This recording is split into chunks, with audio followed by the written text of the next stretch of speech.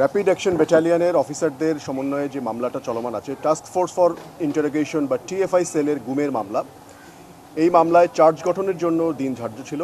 মাননীয় tribunal charge গঠনের আদেশ দিয়েছেন।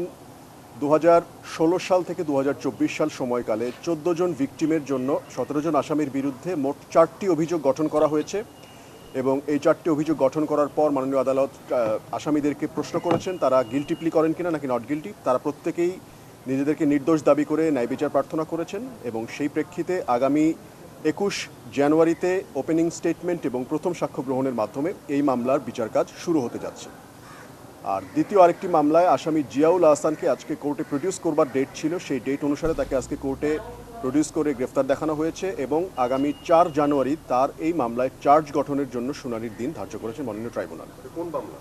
এটা হচ্ছে গুমের মামলা এবং গুম এবং বিচার বহির্ভূত হত্যাকাণ্ডের প্রায় শতখানেক মানুষের বিচার বহির্ভূত হত্যাকাণ্ডের বিষয়ে যে মামলাটি আমরা চার্জ সাবমিট করেছিলাম, সেই মামলার আদেশ এবং চার্জ গঠনের জন্য দিন ধার্য আছে আগামী 4 জানুয়ারি।